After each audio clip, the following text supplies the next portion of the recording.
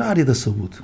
A área dos médicos, a área da resposta que o Serviço Nacional de Saúde deve dar às nossas populações não tem sido uma resposta eficaz. Eu tenho tido, desde o primeiro momento, e escrevi isso várias vezes e tenho isso tudo registado, aquilo que tem sido as minhas intervenções e a minha luta para que haja justiça em termos de Serviço Nacional de Saúde, em termos de médicos de família, em termos de boas respostas.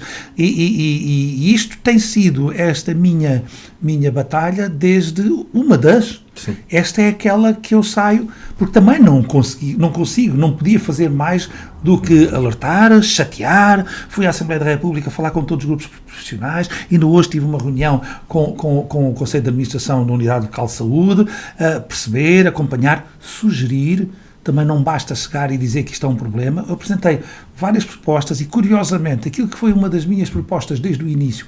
Lá ver, esta questão da saúde era um problema que se avistava já há muito tempo e que se percebia que isto ia acontecer. Porquê? Porque isto foi na consequência. Nós tínhamos um Sistema Nacional de Saúde, os médicos que tínhamos no nosso interior eram médicos que vieram de um projeto que houve no início do Serviço Nacional de Saúde, chamado Médicos à Periferia, em que, obrigatoriamente, eles, depois da sua formação, tinham que estar um ano no interior, na periferia, como eles chamavam. E muitos desses médicos ficaram.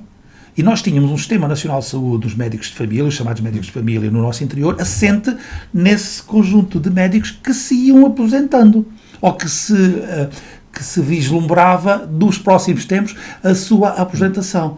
Ora, os decisores políticos deixaram que esses médicos se fossem aposentando, sem criar uma estrutura, que não era fácil, sem criar uma base, porque é um problema estrutural, sem dar atenção a este problema estrutural, a atenção da vida, e foi-se criando este vazio. Eu apresentei na altura, tenho apresentado uma proposta que até foi alvo de chacota em algumas vezes, que era uma coisa tão simples. Eu acho isto tão simples e continuo a achar que não há outro modelo para resolver um problema gravíssimo. O problema gravíssimo é que hoje estão a morrer pessoas. Ontem morreram pessoas, o ano passado morreram pessoas, indiretamente por falta de assistência médica. Porquê? Porque não têm consulta, se calhar, atempadamente, não tiveram a consulta atempada, não tiveram o diagnóstico atempado, e muitas vezes, quando se descobre o problema destas pessoas, se calhar já é tarde. E não há estudos sobre isto, mas isto acho que qualquer pessoa percebe. Quando nós temos um problema de saúde quando nos sentimos mal e estamos à espera de 7, 8 meses, 6 meses, 5 meses, um ano por uma determinada consulta, provavelmente vamos ter um diagnóstico passado esse ano que está completamente extemporâneo em relação àquilo que era a urgência e a necessidade. Eu estou a dizer isto sem dados absolutamente nenhum, mas acho que é compreensível por qualquer um de nós. Ora, e aquilo que eu achava que devia ter sido feito era, obrigatoriamente, os médicos, quando acabam a sua formação, que são formados pelo Estado, com os impostos do Estado, com os nossos impostos, vão para as escolas públicas e depois, assim que acabam a sua formação, é-lhes permitido ir para o estrangeiro ou ir para a privada, para a medicina privada, sem que tenham retribuído aquilo que foi um investimento que o Estado fez neles. Julgo que era simples. A determinada altura também questionei que isto é tão naif, deve ser tão simples, que provavelmente eu não tenho razão. Mas nunca ninguém me disse claramente que eu não teria razão. Isso é ilegal. Não é legal. Aquilo que eu sugeria era que, passado a sua formação, fosse obrigatório um determinado período, podia ser 2 anos, 3 anos, que esses jovens médicos contribuiriam para quem apostou neles e quem lhes fez a formação. E a partir daí, depois estariam libertos para outras atividades. É assim que se passa com a Força Aérea, quando forma pilotos. Tem que estar o número de anos lá. Isto era uma coisa tão simples. Bem, o Partido Socialista, no programa, do programa para as últimas eleições, é precisamente isso lá pôs, e curiosamente depois até ser criticado e até com algum gozo por deputados socialistas da Assembleia Municipal de Sardeval, e depois é o Partido Socialista, e muito bem, que vai colocar a obrigatoriedade de 5 anos para os médicos, jovens médicos, poderem retribuir aquilo que foi o nosso investimento neles. Há bem pouco tempo, um dos grandes jornalistas de referência nacional, quando digo referência é um nome, há quem gosta, há quem não gosta, diz precisamente ipsis verbis aquilo que eu ando a dizer há 6 anos, 7 anos, 8 anos. Ora, o problema, chegámos aqui, continuamos a ter uma falta de cobertura enorme de médicos de família no nosso país, que não é só um problema do interior, e continuamos sem perceber como é que vamos resolver isto. E continuamos a permitir que os jovens médicos, que têm todo o direito de ter a sua liberdade, mas há aqui princípios importantes, princípios constitucionais, o de salvaguarda da vida, da vida humana. E esse princípio constitucional, que foi um princípio muito bem utilizado durante o período Covid, seria o suficiente para haver este período transitório de obrigatoriedade até que as coisas se viessem equilibradas. Não consegui. Tenho muita pena, não consegui, é um lamento enorme que deixo. Haverá outros, mas nenhum talvez com esta dimensão ou com esta importância, que é o problema de médicos de família, que pronto, vamos ver, tem de haver, há duas formas de resolver isto, é uma forma estrutural, é uma forma que tem que fazer um pensamento estruturado para o que é que queremos daqui a 3, 4, 5, 10 anos, e outra coisa é a urgência, o que é que precisamos de fazer já para dar resposta às pessoas que precisam neste momento. Pronto, uma vez que a conversa está na saúde, vou aproveitar efetivamente no Conselho de Sardual, nesta altura, que ponto de situação é que podemos fazer neste acesso a médicos de família? Não temos médicos de família, mas temos médicos que estão a prestar um serviço, temos uma médica, temos mais um outro médico, ou outra médica que está com determinado número de horas, que vai dando a resposta possível, mas não é o desejável. Pronto, vamos procurar outras questões, outros meios, outras formas de o fazer. Vamos procurar. Nós somos parceiros na procura, porque esta responsabilidade não é da Câmara Municipal. A transferência de competências não veio para esta matéria, não veio nesta matéria, veio nos assistentes operacionais dos centros de saúde. Agora, na questão dos médicos, não é. Agora, nós somos parceiros na busca de soluções para este problema, que é um problema muito grande, que não é um problema digno de um país europeu do século XXI. Não é. Que armas, entre aspas, é que o município tem ao seu dispor para poder convencer médicos a estabelecer-se nos seus territórios? Olha, as armas são muito poucas, mas a melhor arma que nós podíamos ter, e aí senti muitas vezes a falar sozinho, e isso eu lamento.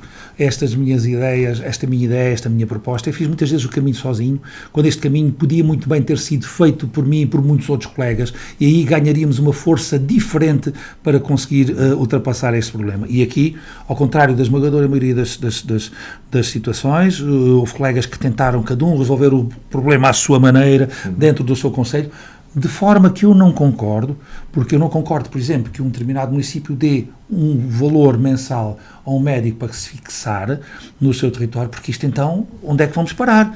Então vamos ter municípios ricos com médicos e vamos ter municípios pobres sem médicos. No Médio Tejo, há leilão por médicos? Há diferenças, há municípios. Vamos lá ver. As pessoas fazem pela vida, cada um faz por si. Agora, eu acho que eu com o meu mau feitio, perdoa-me, tenho princípios dos quais eu não abdico. E acho que se este não é o caminho, porque é que temos que ir para o caminho mais fácil? Porque é que eu posso dar 5 mil euros por mês ao médico? É justo? Depois a Câmara de Cascais dá 10 mil? E depois a Câmara de Coimbra dá 20 mil? É assim que queremos resolver os problemas? E agora a falta de professores, como é que vai ser? Quanto é que vamos começar a dar aos professores? É assim que nós resolvemos o problema do nosso país? Não, nós temos um problema estrutural. Então temos que o resolver de uma forma estrutural e tem de haver um Estado. Repare, eu tenho dado a minha sugestão que não passam por aí, não passam por valores, não passa por um mercantilismo, se quisermos, ou por uma negociação que existe. Passa assim por... É simples.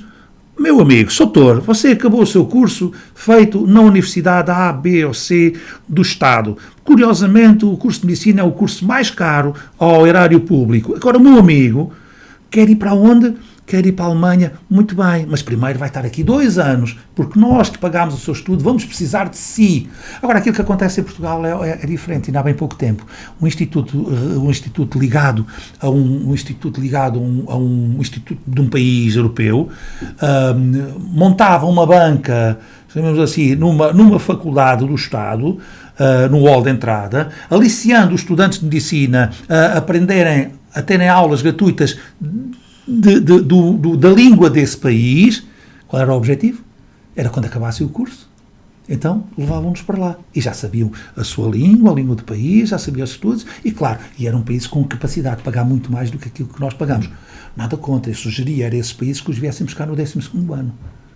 vêm-nos buscar no 12º ano, formam-nos em medicina e ficam lá. Tudo bem, sem problema nenhum. Agora, nós permitimos que isso aconteça numa altura em que precisamos de todos e precisamos muito de todos. Eu, quando digo isto em determinados sítios, é claro que há sempre pessoas que não concordam. Olha, uma deputada do Partido Socialista, numa reunião que eu tive com ela, disse que isto era uma medida populista. Mas foi esta medida populista que o Partido Socialista incluiu na sua proposta eleitoral. E muito bem, volto a dizer. Por isso, acho que o caminho, pelo menos num período de transição, pode ir por aqui. Agora, não me peçam para entrarmos aqui em competição em termos de quem é que dá mais. É claro que sejamos honestos. Aqui há uns bons anos, quando tivemos médicos vindos da América do Sul, pediram-nos se nós tínhamos algum sítio para eles se alojar. E nós temos uma casa de função e ficaram na casa de função. É claro que a casa de função continua disponível, que não seja por aí, mas isso todos os municípios têm casas de função para disponibilizar. Agora um dá 5 mil, outro dá 1.000, outro dá 3 mil. Quem tem dinheiro fica com médicos, quem não tem, o que é que faz? Não é assim. Isto não é um sistema nacional de saúde. É um sistema completamente injusto nacional de saúde. Não foi para isto que o António Arnaud criou o Sistema Nacional de Saúde.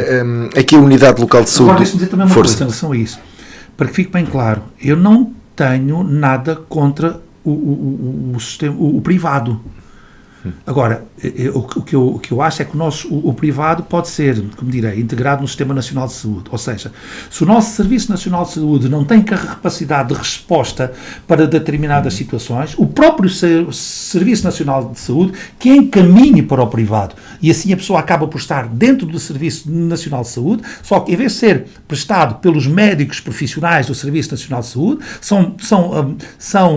os serviços são prestados por clínicas ou entidades privadas, mas a custo e a responsabilidade do Serviço Nacional de Saúde. Agora somos para um modelo, como alguns países têm, e que nós vemos muitas vezes nos filmes, que é através de seguros de saúde. Isso é um sistema completamente injusto e não me passa para a cabeça que um dia nós venhamos a ter qualquer coisa parecido com isso.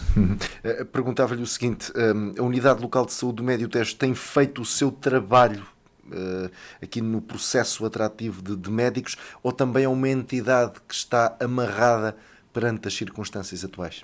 Tem feito o seu trabalho, tem feito um enorme esforço e tem conseguido alguns objetivos. É claro que depois também há situações que às vezes nós não sabemos, mas são situações concorrenciais dentro dos próprios médicos e dentro das próprias unidades locais de saúde. Porque, vamos imaginar, um médico, o país é tudo tão próximo um do outro. Um cardiologista que quer, até um cardiologista com algum nome, se ele tiver uma unidade de local de saúde que tem um conjunto de equipamentos modernos, em que lhes possa dar melhores condições para ele desempenhar as suas funções, se calhar é esta atratividade que é preciso para ele escolher entre a unidade de saúde A ou a unidade de saúde local B. Porque eu vou para a A, porque esta A tem um conjunto de equipamentos modernos, tem equipamentos de ponta, tem aqui uma unidade de investigação. É tudo isto que pode ser a atratividade também. Claro que isto custa muito dinheiro, não é? E nós sabemos como é que as coisas estão. Agora, a atratividade dos médicos, destes médicos especialistas, hoje passa muito por aqui. Passa muito pelas condições de trabalho, que são as condições financeiras, mas acho que não são só as financeiras.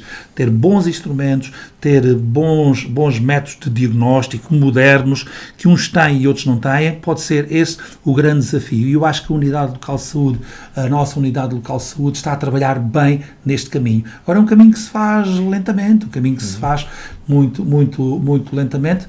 Mas a par deste caminho que é feito, que é o tal caminho estrutural que é preciso fazer, era importante que se tomasse decisões imediatas para dar resposta às necessidades imediatas.